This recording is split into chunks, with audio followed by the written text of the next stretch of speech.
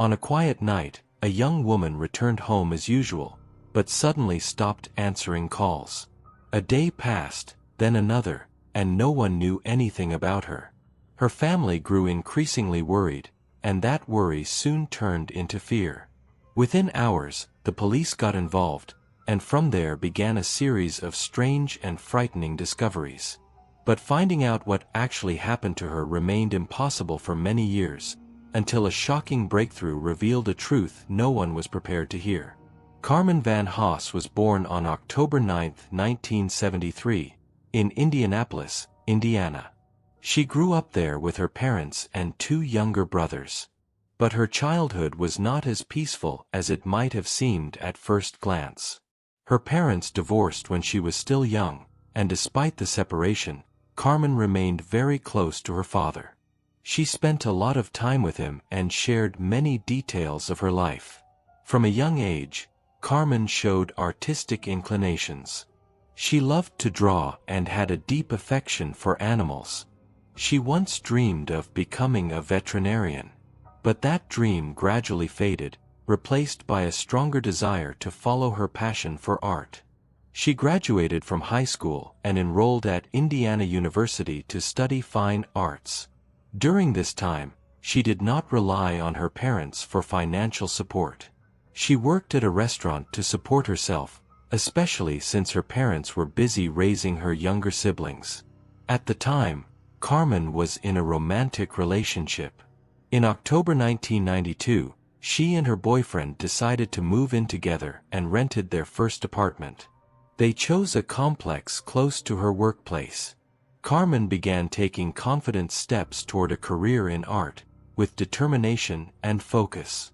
But in March 1993, the unexpected happened. Carmen, 19 years old at the time, went to visit her sick grandmother in the hospital. She was accompanied by her father and younger brother. After the visit, she drove them home. It was late, and her father, worried, suggested she stay the night with them, since her apartment was on the other side of the city. But Carmen refused. She needed to wash her clothes and prepare her work uniform for the next day. She insisted on returning to her apartment. She said goodbye and left. 2 days later, some of Carmen's friends went to Pizza Hut, hoping she would help them get jobs there. But they were surprised to find she wasn't there. No one had seen her. The manager, clearly annoyed, said she hadn't come to work the previous day, and he had tried calling her several times with no response. He thought she had quit suddenly and didn't give it much thought. But her friends didn't buy that. Carmen was responsible and had never hinted at quitting.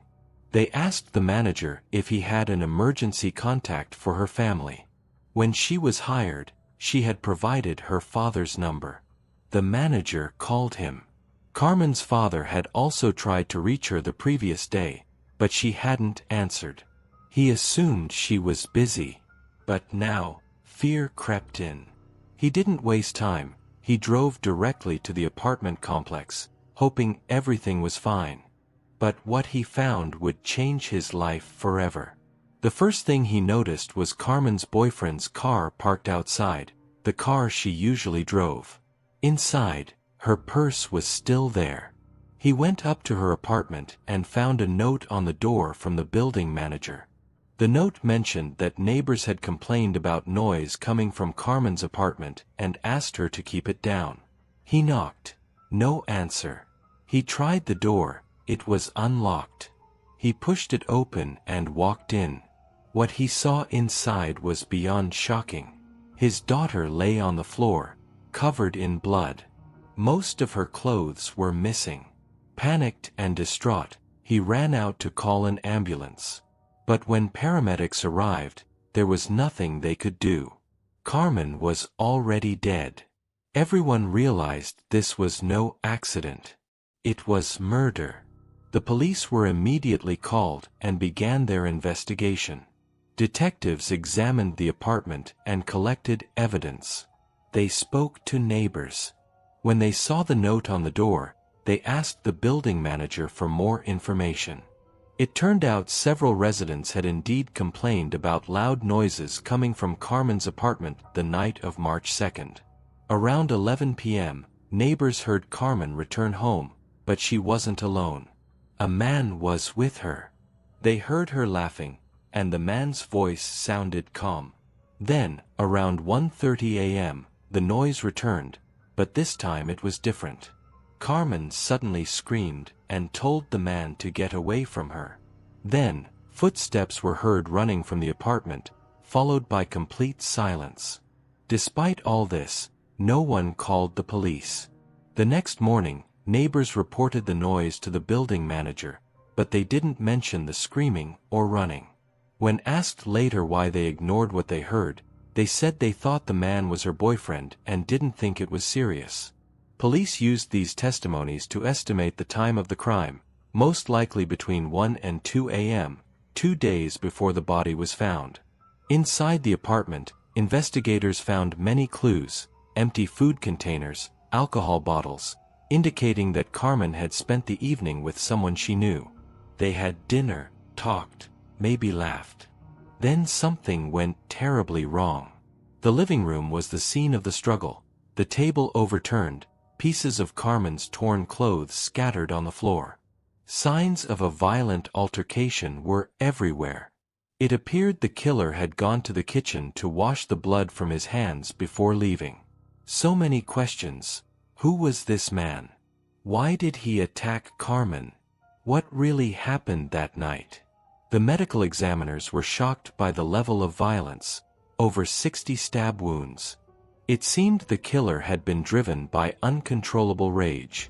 One of Carmen's earrings was missing. It seemed the killer had taken it, either as a keepsake or some strange sign of challenge. But the tragedy didn't end there. It was revealed that Carmen had been sexually assaulted. And although forensic experts extracted biological material from the perpetrator, DNA analysis in the early 1990s wasn't advanced enough to identify him. Even after examining all the evidence from the apartment, no DNA or fingerprints were found. It was as if the killer had vanished, or was a professional of unbelievable skill. With no leads, no witnesses, and no concrete evidence, detectives found themselves in a maze with no exit. Adding to the mystery, nothing was stolen from Carmen's belongings. So robbery was ruled out as a motive. The first suspect was, of course, her boyfriend. But he was quickly ruled out. He had been in Arizona, thousands of miles away, with solid proof to back his alibi. Next, investigators looked into her circle of friends, co-workers, and acquaintances. Anyone who had a connection to Carmen, especially those with potentially hidden intentions. But everyone checked out. No connection to the crime. The case became a mystery without a key. Police had no choice but to wait. Wait for someone to show signs of injury, behave suspiciously, or confess in a moment of weakness. But nothing came. A week after the murder, Carmen's funeral was held. But her family was hit with another blow. While her father stood at her casket, his phone rang. It was the hospital. Carmen's grandmother had passed away. A second loss within days. Another heartbreak for the devastated family. To make things worse, the family's financial situation couldn't cover a second funeral. But friends rallied, they launched a fundraiser, and with support from the community, raised the needed amount. It was a human touch in a time of darkness. The weeks following Carmen's death were heavy and hopeless. Police worked tirelessly, reviewed evidence, used media, and appealed to the public, but nothing led them to the truth. Eventually, the case was declared cold, frozen for years. Still, Carmen's family never gave up. They stayed in touch with detectives, shared her story in newspapers and on TV, and pleaded for any information. But the answer was always the same: no updates. Carmen's father couldn't live with that. He spent years chasing justice for his daughter, until he died in a car accident in 2002. But the torch didn't go out. Her younger brother, Jamie, took over. He remained in constant contact with police, but the answer was always disappointing. No new leads. 10 years of frustration. The case unsolved. The killer free. Then, in 2013, a new figure entered the scene, Detective William Carter. He didn't belong to the homicide division, but he had a passion for cold cases. He had previously solved one of them in his spare time. Carter reached out to Carmen's family and began reopening the case in his own way. Although he couldn't officially work on the case during his regular hours, he didn't back down. It took months, but he never gave up. The first step he took was to request new analysis of the evidence found in Carmen's apartment, aiming to detect any foreign DNA. Forensic experts re-examined several items from the trash bag and managed to extract genetic material. But the sample was partial and insufficient to determine the identity of the person. All they could confirm was that the DNA belonged to a man. But Carter didn't stop. In 2015, he pushed for a new analysis of the biological samples taken from Carmen's body, hoping that advances in genetic science might open the door to the truth. But what he received was shocking. The results showed the DNA belonged to a woman. Carter immediately realized something was wrong. He launched an internal investigation and discovered a bitter truth. The lab had made a grave error, mixing up Carmen's DNA with what was supposed to be the suspect's. He requested a new analysis, but the lab refused due to lack of funding. The police department had already paid $1,600 for the incorrect analysis, and there was no way to recover the money. The administration also refused to pay any additional amount for a reanalysis. But Carter wasn't the type to give up. Convinced that justice was still possible, he took a bold step. He launched a crowdfunding campaign, asking the public to help him finish what he started. To show his personal commitment, he contributed some of his own money. The result was astonishing. Within just 7 hours, the donations exceeded the required amount. Carter announced that any additional funds would be used to increase the reward for information leading to the truth. The reward offered was $10,000. Finally, Carter was ready to request a new analysis using the correct samples. It seemed the case was finally moving forward after all these years. But just 2 days after the successful crowdfunding campaign, Carmen's brother received an unexpected call from Carter. The message was shocking. Carter had been officially ordered to stop working on the case. And so, after all those years of pain, loss, and repeated efforts, the case returned to the shadows, and justice was once again left hanging in the air. Though the police department never officially stated that Carter's removal was due to the crowdfunding campaign, it didn't need to. The picture was clear. Carmen's family launched their own fundraising campaign for DNA testing, which immediately sparked mixed reactions. Many bitterly questioned why the police wouldn't cover the cost of such an important test, and why ordinary citizens had to shoulder that burden. The outrage was growing. But Carter wasn't alone. As soon as Carmen's brother learned what was happening, he acted, launching an online petition to reinstate Carter in the investigation. Within hours, the petition went viral on social media and attracted local media attention. Hundreds of angry messages flooded the police department. The public pressure was overwhelming. The department was forced to hold an emergency press conference the same day. There, they claimed it had all been a misunderstanding and insisted that Carter had not been officially barred from continuing the case. To calm the situation, they announced that all donations would be refunded and that the department would personally cover the cost of DNA testing. Carter returned to the case. As soon as he was back, he requested a new analysis of the biological samples taken from Carmen's body. This time, for the first time in years, the correct sample was used. The lab finally succeeded in extracting a complete genetic profile of an unknown male. But the joy of discovery didn't last long. Despite the complete profile, It did not match any record in the FBI's DNA database. A new mystery was born. Carter, who hadn't lost hope, focused his investigation on every man Carmen might have known and anyone who could have been in her apartment that night. He remained convinced that the killer wasn't a stranger but someone close to her. Still, his search yielded no conclusive answers. Years passed, and justice remained out of reach. Then came 2023, a turning point. The police department decided to enlist the help of Parabon Nanolabs, a company specializing in advanced forensic technologies.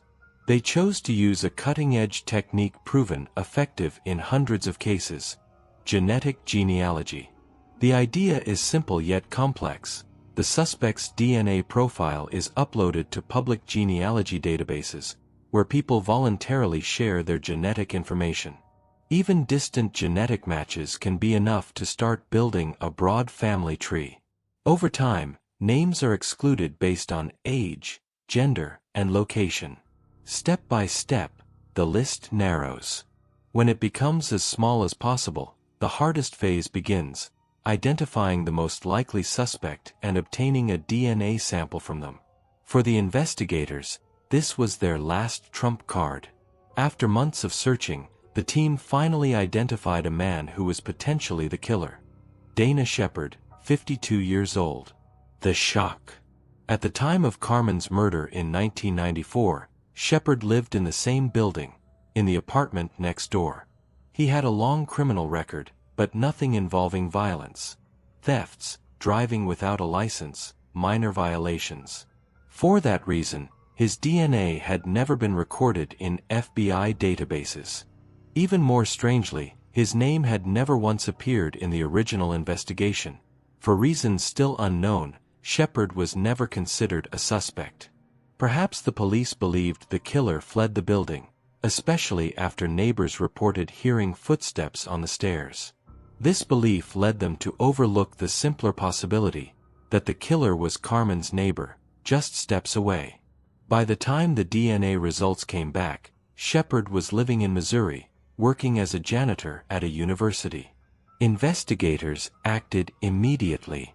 They obtained a warrant for his DNA and went to his home. When he opened the door, he appeared extremely nervous and was trembling, but he didn't resist. He voluntarily provided a sample, which was rushed to the lab. Days later, the result came back, a perfect match. In September 2024, Dana Shepard was arrested and extradited to Indiana. Despite this damning evidence, he denied any involvement in the crime. The case was referred to court, and the trial has not yet started. But the prosecution seems confident. They believe they have enough to convict him. According to the prosecution's account, Carmen knew Shepard, and on that night, he visited her apartment for dinner and drinks. They claim he began making unwanted advances, and when she rejected him, he attacked her with a knife. Shepard remains in custody after being denied bail. Carmen's brother thanked the investigators for their patience and hard work, even though reaching this moment took over 30 years. The family is now preparing for the harder journey, the trial, which could last for years. But one thing is clear: if Shepard is convicted, he could face a sentence of up to 105 years in prison. It's believed the prosecution still holds additional evidence yet to be disclosed, and it may surface during the trial. But even without it, the DNA match alone may be enough to convince the jury, or to push Shepard into confessing in exchange for a plea deal. What do you think of this story? Share your thoughts in the comments section and hit the like button. Thanks for watching.